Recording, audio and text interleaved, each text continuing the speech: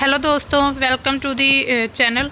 आज हम class 6 NCERT geography का 6 चैप्टर करेंगे। पहले 5 चैप्टर हम कर चुके हैं, तो आप वहां पर जाकर देख सकते हैं। हमारा 6 चैप्टर है पृथ्वी के प्रमुख स्थल रूप कौन कौन से होते हैं। तो हम पृथ्वी पर कौन कौन से स्थल रूप देखते हैं। आपने कभी देखे होंगे पहाड़ होते हैं, है ना, पठार होते हैं। पठार तो चलो खैर आपको इतना अच्छा मतलब इतना गहराई में नहीं जाना। पठार मीन्स कि जो पहाड़ों से थोड़े कम ऊंचाई पर होते हैं। कुछ मैदान होते हैं, तो सभी जगह एक समान नहीं होती है पूरी पृथ्वी पर। तो इसी तरह अलग अलग प्रकार के हमें स्थल रूप देखने को मिलते हैं। कुछ ऊंचे होते हैं, कुछ नीचे होते हैं, है ना, ऊंचे नीचे, कुछ समतल भी होते हैं। तो ये स्थल रूप होते हैं, 2 प्रक्रियाओं के परिणाम स्वरूप बनते हैं, मतलब ये प्रोसेस के थ्रू बनते हैं। तो इसमें क्या होता है कि जिस मैदान पर हम खड़े होते हैं, आपने कभी इमेजिन मतलब कभी आपने देखा होगा, उसमें धीरे धीरे गति हो रही है। मतलब ये हैरानी होती है, हमें नहीं दिखती वो गति होती हुई, लेकिन फिर भी वो धीरे धीरे मूव कर रहा होता है। धरती के अंदर लगातार गति हो रही है। प्रथम या आंतरिक प्रक्रिया के कारण बहुत से स्थानों पर पृथ्वी की सतह कहीं पर ऊपर उठ जाती है तो कहीं पर नीचे धंस जाती है।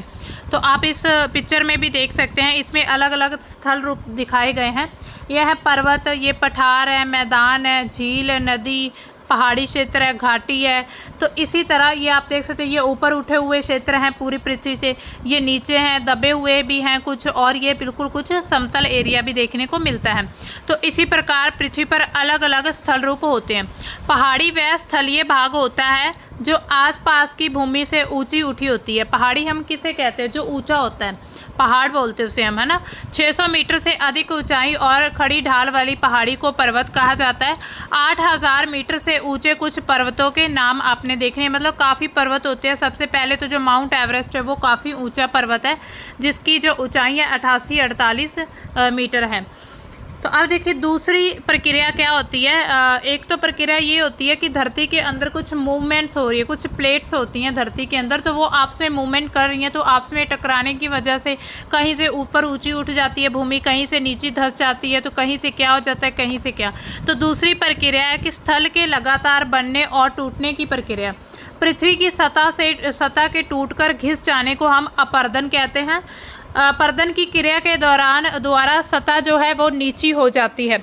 मतलब एक ऐसा प्रोसेस होता है जिसमें जो सतह वो ऊपर उठती है, लेकिन एक ऐसा क्रिया होती है, प्रक्रिया, जिसमें जो सतह है वो नीची हो जाती है, जिसे निक्षेपण की प्रक्रिया के द्वारा इनका फिर से निर्माण होता है। ये 2 प्रक्रिया बहते हुए जल, वायु, बर्फ के द्वारा होती हैं। विभिन्न स्थल रूप और उनकी ऊंचाई के आधार पर हम क्या देखते हैं? पर्वत, पहाड़ और मैदान। तो मेन अगर हम इम्पोर्टेंट देखें तो यही है, पर्वत, पहाड़, पठार और मैदान। ये 3 प्रकार की जो स्थल रूप देखने को मिलते हैं। सबसे पहले हम बात करेंगे पर्वतों की। पर्वत काफ़ी ऊंचे होते होंगे, आपने भी देखा होगा पिक्चर्स में या कभी रियल में कहीं आप घूमने गए हो, जम्मू कश्मीर, शिमला, हिमाचल, इधर वाली साइड, तो वहाँ पर पहाड़ होते हैं, ऊंचे ऊंचे पर्वत होते हैं। पर्वत पृथ्वी की सतह की जो प्राकृतिक ऊंचाई होती है, ये नेचुरली इतने ऊंचे होते हैं। पर्वत का शिखर छोटा और उसका आधार चौड़ा होता है। मतलब ऐसा पर्वत ऐसे बनता है, ये उसका आधार होता है चौड़ा और ये शिखर थोड़ा छोटा होता है, मतलब कम चौड़ा होता है। ये आसपास के क्षेत्र से काफ़ी ऊंचे होते हैं। कुछ पहाड़ बादलों से भी ऊंचे होते हैं। आप कभी पहाड़ों पर या कहीं भी आप घूमने गए हो, लद्दाख वाले क्षेत्र में, जम्मू कश्मीर, तो वहाँ पर आप देखेंगे कि बादलों से भी ऊंचे ऊंचे पहाड़ होते हैं। जैसे हम ऊंचाई पर जाते हैं तो जलवायु ठंडी होती जाती है और वहाँ पर प्रेशर बढ़ता जाता है और जो तापमान होता है, टेम्परेचर, वो कम हो रहा होता है। कुछ पर्वतों पर हमेशा जमी रहने वाली बर्फ़ की नदियाँ होती हैं। मतलब पर्वतों पर क्या होता है कि बर्फ़ जमी होती है यहाँ पर, है ना, तो उससे क्या होता है, नदियाँ बहती रहती, तो उन्हें हिमानी कहा जाता है। कुछ ऐसे पर्वत भी होते हैं जो कि समुद्र के भीतर हैं तथा हम जिन्हें नहीं देख सकते। कठोर जलवायु के कारण पर्वतीय क्षेत्रों में बहुत कम लोग निवास करते हैं। वहाँ पर जो जलवायु होता है, क्लाइमेट जो होता है, वहाँ पर मतलब डिफरेंट होता है। वहाँ पर सरवाइव कर पाना इतना आसान नहीं होता है, तो बहुत कम लोग वहाँ पर रहते हैं। धरातल खड़ी ढाल वाला होता है, ऐसे करके धरातल ऐसा होता है, वहाँ पर कृषि नहीं हो सकती। तो आप खुद अंदाज़ा लगाइए, जब पहाड़ होंगे तो पहाड़ों पर कृषि कैसी होगी, नहीं हो सकती। तो वहाँ पर लोग क्या करते हैं फिर, पौड़ीदार, मतलब पौड़ी टाइप ऐसे कुछ बनाकर, ये पहाड़ है तो ऐसे पौड़ियाँ बनाकर वो खेती करते हैं, कृषि करते हैं। पर्वत एक रेखा के क्रम में भी व्यवस्थित हो सकते हैं, जिसे श्रृंखला कहा जाता है। मतलब एक सीधी रेखा में भी पर्वत बन सकते हैं, जैसे हिमालय पर्वत है उसकी जो श्रृंखला है ऐसे ऐसे करके है, ठीक है। तो ये एक श्रृंखला बन गई, मतलब एक जो रेखा है पूरी लंबी लाइन में, तो इसको श्रृंखला कहा जाता है। यहाँ पर आप पिक्चर में देख सकते हैं, ये होते हैं वलित पर्वत। वलित पर्वत ये होते हैं, इनकी भूपर पट्टी सबसे ऊपरी जो सतह होती है, तो ये वलित पर्वत का उदाहरण है। आप देख सकते हैं ऐसे ऊंचे ऊंचे माउंटेन्स होते हैं। पर्वत को हम माउंटेन्स कहते हैं इंग्लिश में। तो बहुत से जो पर्वतीय तंत्र समानांतर श्रृंखलाओं के क्रम में होते हैं, जो कि सैकड़ों किलोमीटर में फैले होते हैं। हिमालय, आल्प्स और एंडीज, ये सभी पर्वत ऐसे हैं जो कि सैकड़ों किलोमीटर में फैले हुए एक श्रृंखला में बने होते हैं। ये एशिया, यूरोप और तथा दक्षिण अमेरिका की जो पर्वत श्रृंखलाएं हैं वो काफ़ी मतलब महत्वपूर्ण हैं, काफ़ी फेमस भी हैं। पर्वतों की ऊंचाई और आकार में भिन्नता होती है। ऐसा नहीं कि एक पर्वत इतना है तो दूसरा भी इतना ही होगा, नहीं, उसके हो सकता है ऊंचा हो वो कम हो, ऊंचा कम हो, ऐसे किसी भी प्रकार की वो उनकी आकार हो सकता है, किसी भी तरह उनमें भिन्नता पाई जाती है। पर्वत 3 प्रकार के होते हैं मेन। सबसे पहले होता है वलित पर्वत, दूसरा होता है भ्रंशोत्थ पर्वत और तीसरा होता है ज्वालामुखी पर्वत। तो जो वलित पर्वत होते हैं, हिमालय उसका उदाहरण है वलित पर्वत का, उसके बाद भ्रंशोत्थ पर्वत होते हैं और फिर होता है ज्वालामुखी। हिमालय और जो आल्प्स हैं वलित पर्वत है, जिनकी सतह जो है ऊबड़ खाबड़ है। वलित पर्वत मतलब कि इनकी सतह प्लेन नहीं है, ये ऊबड़ खाबड़ है और इनका शिखर एक शंक्वाकार होता है। भारत की जो अरावली श्रृंखला है सबसे पुरानी वलित पर्वत की एक श्रृंखला है। अरावली आपने सुना होगा, वो आर्कियन एज में बने थे अरावली पर्वत, मतलब काफ़ी पुराने हैं। तो उनकी जो श्रृंखला ऐसे, जब हम राजस्थान का क्षेत्र देखते हैं यहाँ पर आती है अरावली श्रेणी, तो वो भी एक ऐसी ही उदाहरण है वलित पर्वत की। अपरदन की प्रक्रिया के कारण श्रृंखला जो होती है वो घिस जाती है। उत्तरी अमेरिका के अपलेशियन तथा रूस के यूराल पर्वत गोलाकार दिखाई देते हैं, मतलब ऐसे ऐसे पर्वत दिखाए हैं, तो वो भी पर्वत ऐसे गोलाई में दिखाई देते हैं। इनकी ऊंचाई कम होती है, ये बहुत पुराने वलित पर्वत हैं। तो जो हम देखते हैं यूराल पर्वत, आपने कभी पढ़ा होगा रूस के, तो वो गोलाकार होते हैं और उनकी ऊंचाई कम होती है। यहाँ पर एक फैक्ट है, प्रशांत महासागर में स्थित मोनोकी पर्वत हवाई द्वीप सागर की सतह के नीचे स्थित है, मतलब समुद्र के अंदर जो हमने बात की थी पर्वत होते हैं, तो ऐसा एक प्रशांत महासागर में है मोनोकी पर्वत, जो हम नहीं देख सकते। इसकी ऊंचाई कितनी है? 10,205 मीटर है, एवरेस्ट शिखर से भी ज़्यादा है ये। तो ये क्या है? ये समुद्र के नीचे पर्वत होते हैं। इसके बाद आता है जो जब बहुत बड़ा भाग टूट जाता है, ऊर्ध्वाधर रूप के में व्यवस्थित हो जाता है, तो उसे भ्रंशोत्थ पर्वतों का निर्माण होता है। ऊपर उठे हुए होते हैं खंड को उत्खंड तथा नीचे धंसे हुए खंडों को द्रोणिका भ्रंश कहा जाता है। तो ये याद करना होगा कि जो ऊंचे उठे हुआ भाग होता है उसको उत्खंड या खंड कहा जाता है, हार्स्ट कहते हैं, और जो नीचे धंसा हुआ होता है उसे खंडों को द्रोणिका भ्रंश ग्राबेन कहा जाता है। यूरोप की जो राइन घाटी है और वॉस्चेस पर्वत इस तरह के उदाहरण हैं।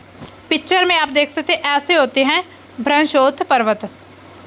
तो ये आप देख सकते हैं इतने ही ऊपर शंकु नहीं बने होते, ऐसे इनका ये सतह जो होती है समतल होती है। तो ये है, तो ये भी पर्वत, लेकिन ये ऐसे होते हैं, ऊपर से प्लेन होते हैं। इसको ऊपर वाले भाग को हम उत्खंड भ्रंश कहते हैं और नीचे वाले को द्रोणिका भ्रंश कहा जाता है।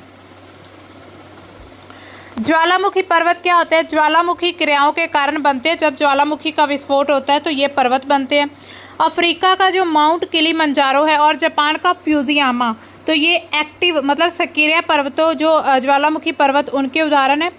पर्वत बहुत लाभदायक होते हैं। पर्वत जल के संग्रहगार होते हैं, मतलब जल इनसे मिलता है। बहुत सी नदियों के स्रोत होते हैं पर्वत। जब हम पढ़ेंगे भारत के बारे में तो बहुत सी नदियां ऐसी हैं जो कि पर्वतों से बनती, मतलब पर्वतों से जिनका उद्गम होता है, ओरिजिन जिनका पर्वत होते हैं।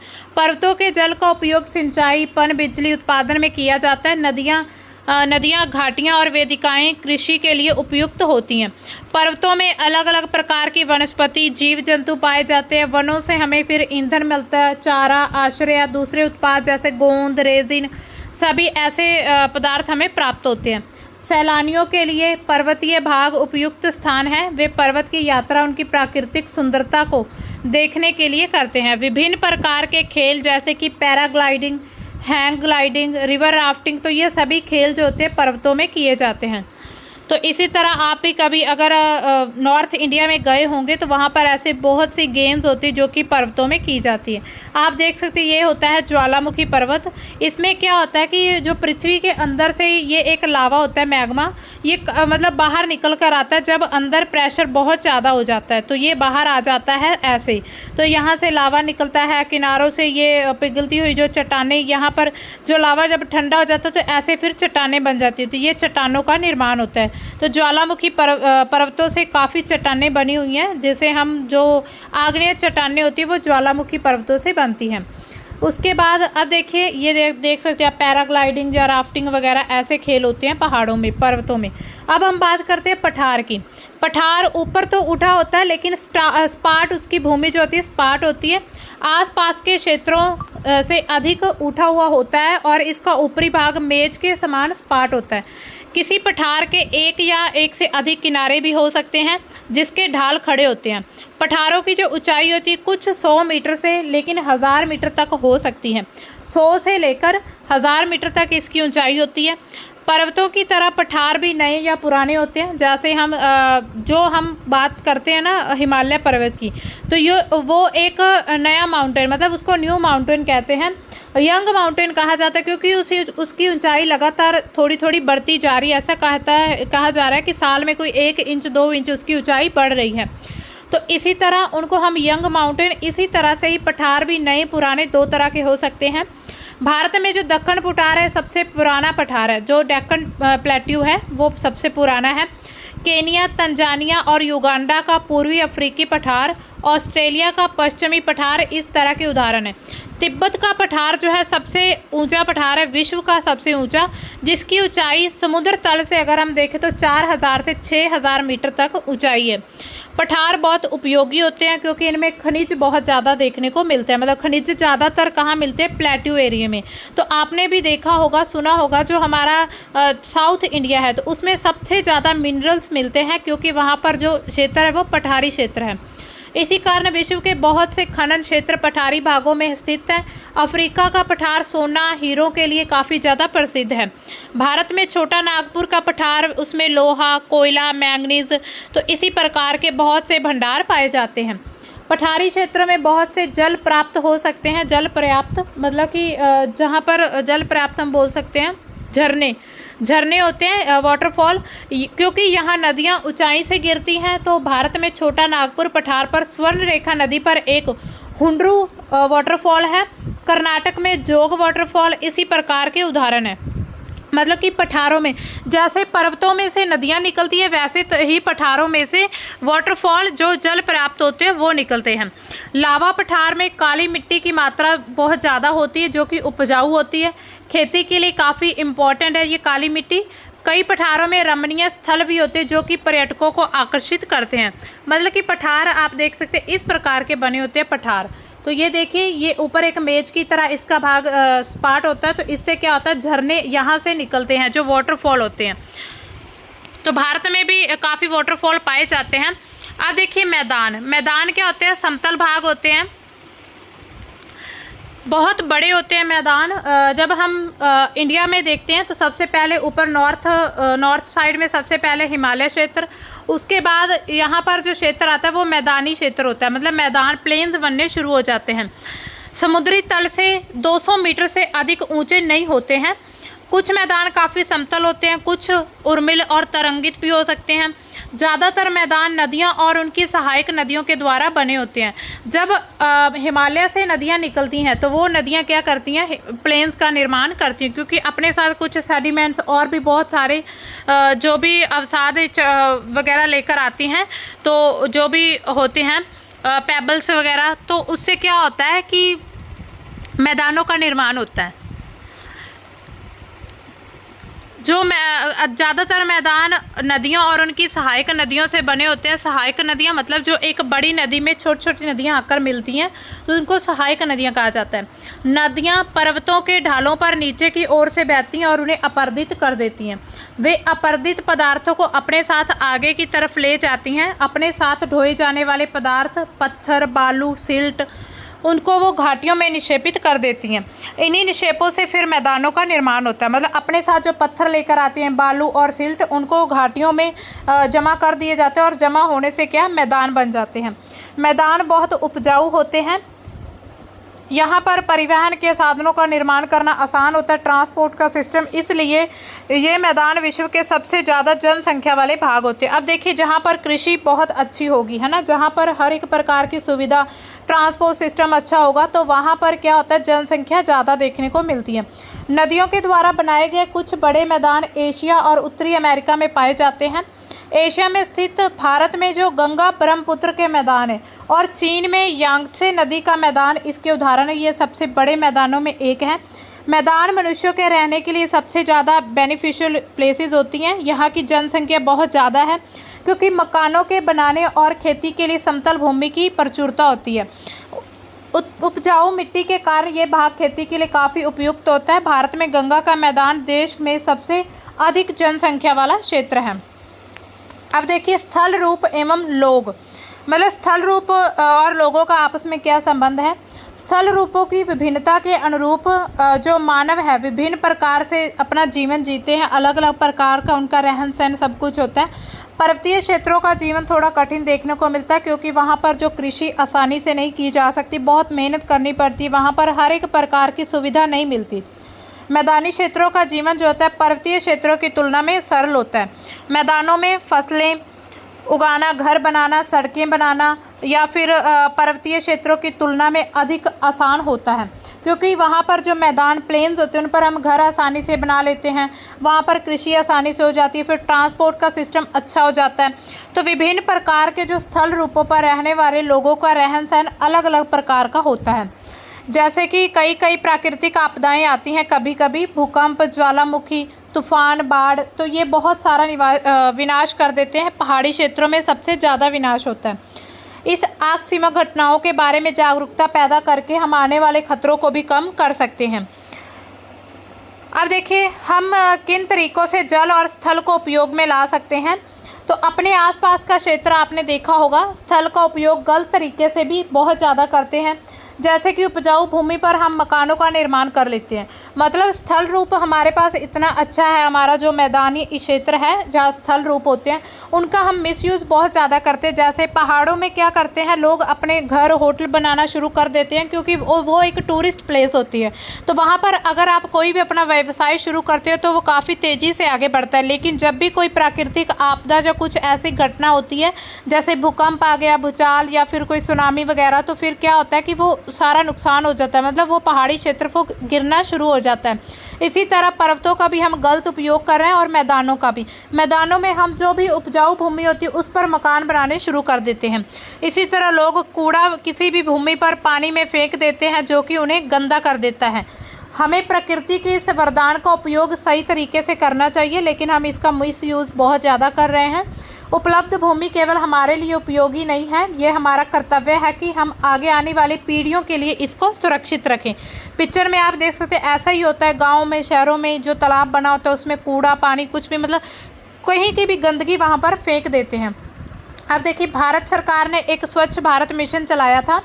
ये आपको पता ही होगा कि स्वस्थ शरीर में ही स्वस्थ मस्तिष्क का निवास होता है। स्वस्थ शरीर के लिए स्वच्छ पर्यावरण, विशेष रूप से जो साफ जल, वायु और स्वच्छ वातावरण, ये सभी ज़रूरतें, इन सभी प्राथमिक आवश्यकताओं को सभी लोगों को सुलभ कराने हेतु सरकार द्वारा स्वच्छ भारत मिशन चलाया जा रहा है। मतलब सरकार ने ये चलाया था स्वच्छ भारत मिशन।